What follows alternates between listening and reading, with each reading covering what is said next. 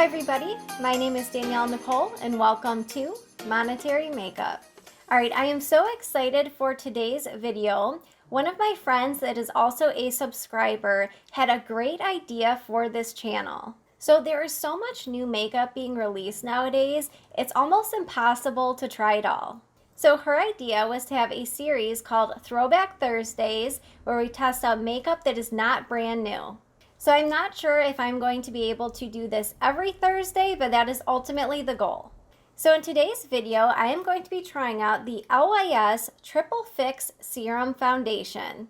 Now I am in my mid-30s, I have oily, dehydrated, acne-prone skin, and I'm also starting to get fine lines. And part of the reason I am so excited to test this foundation out is because not only is it supposed to be great for both oily skin and dehydrated skin, but it is only $22.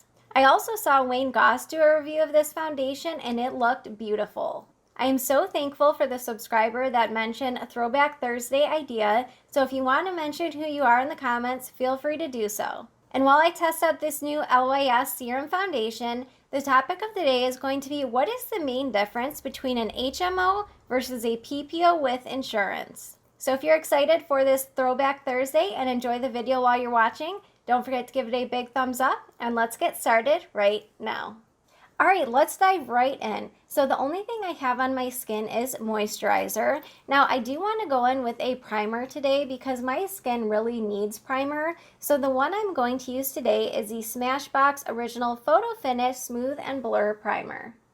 Now part of the reason I'm going in with this Smashbox primer is because I find it does not affect the wear time of any foundation or complexion products, and it doesn't lean matte or dewy, so I don't find it really affects the formulation either.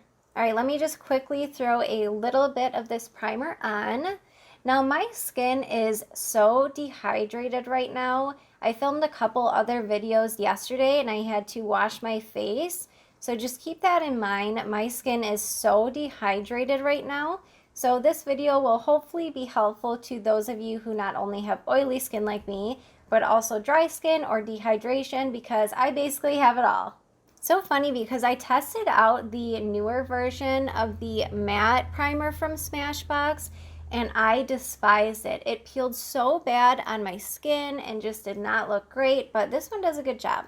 Alright, well that sinks in. Let's first talk about this LYS foundation, and I'm also going to show you some swatches.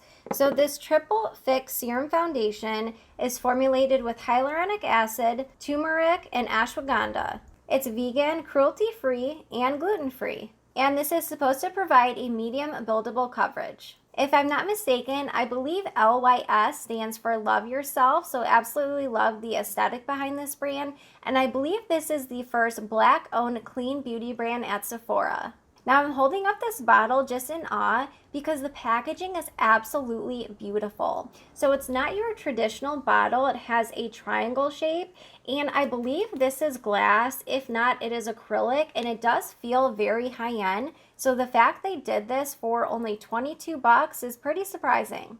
Now the shade I picked up is LN3. Now if you didn't notice, I have a very heavy, cool pink undertone.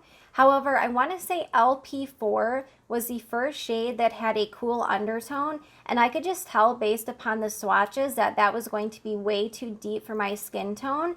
And most of my foundations in my collection are pretty pink and cool tone, so let's see how this neutral shade performs on my super cool skin. That sounded kind of funny. Super cool skin. Alright, it is swatch time. So first up is the LYS foundation in LN3. Next up is the Neutrogena Sensitive Skin Serum Foundation in the shade O2. Next is the Tarte Hydroflex C Foundation in the shade 14B.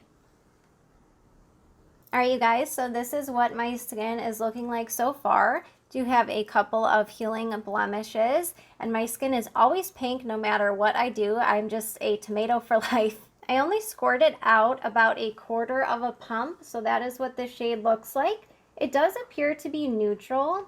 However, I'm kind of excited because it does appear to have a slight pink hint to it. I want to see what kind of coverage we can get with a damp sponge. So this is just a sponge from Shop Miss A, one of my favorite sponges. All right, here goes nothing. I'm going to do half the face first.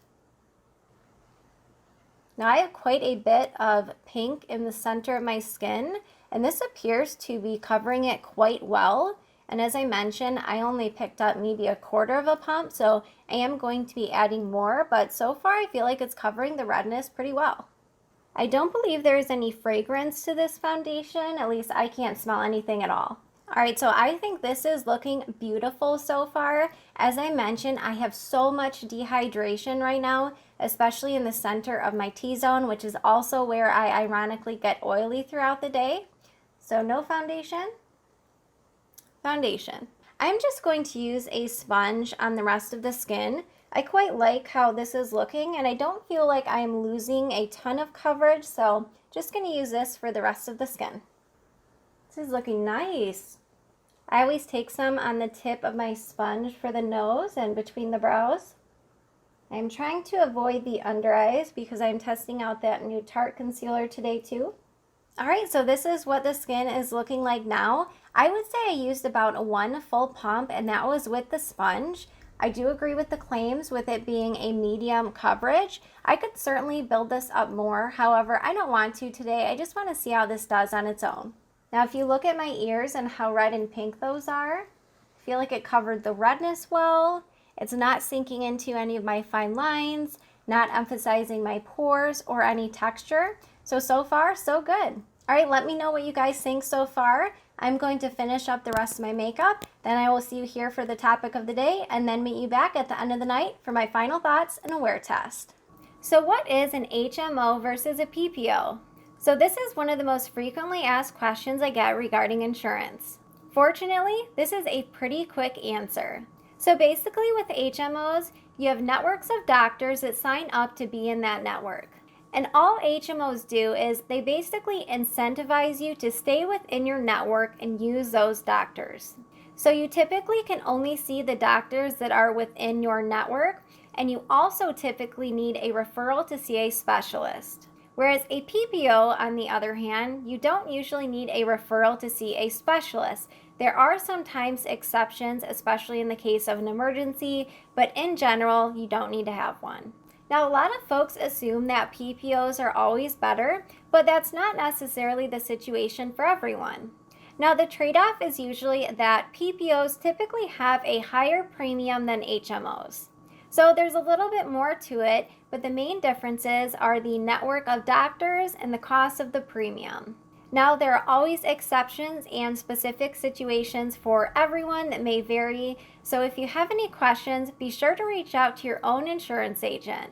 Alright, that was my quick topic of the day. Next, let's cut into the wear test and my final thoughts.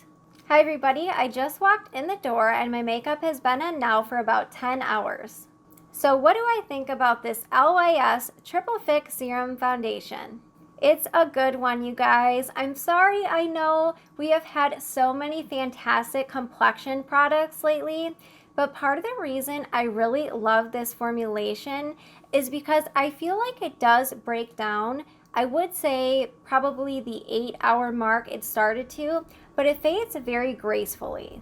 And the other thing was I was expecting this foundation to have more of a light or sheer coverage even, but it doesn't. It definitely has a true medium buildable formula.